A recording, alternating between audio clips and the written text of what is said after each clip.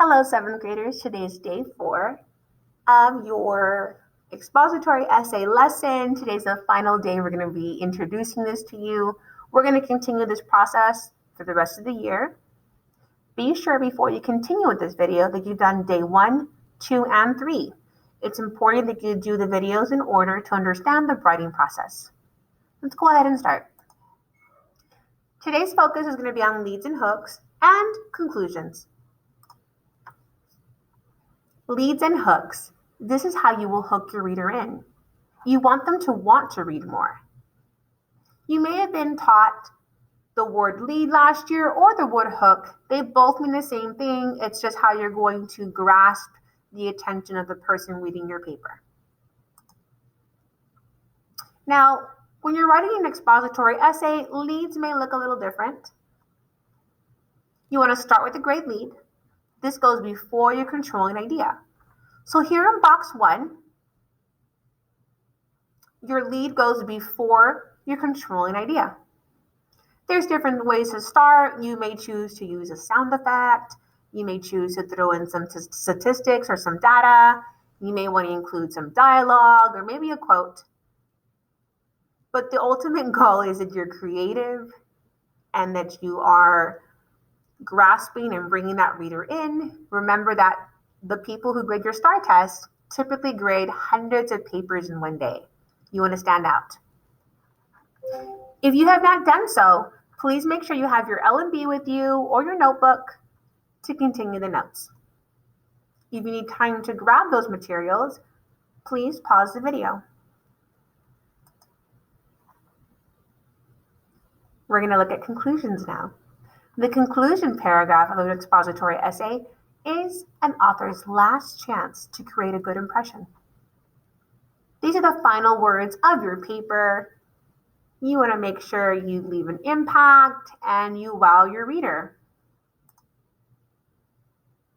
Here are some transitional phrases you may want to begin your conclusion with. You can start off by saying, as you can see, it is clear that, to conclude, without a doubt, all in all, inclusion, to wrap up, and etc. On this side, we have ending phrases for your conclusion. Now, there's many ways to end your conclusions. These are just tips. You may want to end with a question. Remember, I don't want you starting the essay with a question, but you can end your essay with a question. You may want to end your essay with a wish or a hope for the reader. Or you may want to end with just a strong and powerful statement. Here is the same example I used in the last video with a little more information added to it. On the last video, we focused on box 2 and 3. Today, we're going to be working on the beginning half of box 1 and the conclusion. Here's the lead and hook that I'm using. Never give up because great things take time. Those words were written on a card from my parents when I graduated from high school. Those words had carried me through many of life's obstacles. Something different, something original. We don't want to start with your typical one day or I think. Let's be creative. And then down here, the conclusion. To conclude, the path to success is not always easy. But if we keep going without being discouraged, the day to success is not really far away. And remember, this is a working document. It's a rough draft.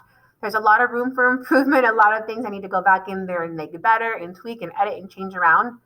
But just to kind of like have a springboard to start off with, this is what your rough draft should look like after today. I'm going to ask that after you complete this lesson, that you complete your rough draft and submit it to me. You'll have further instructions in Schoology on how to do that.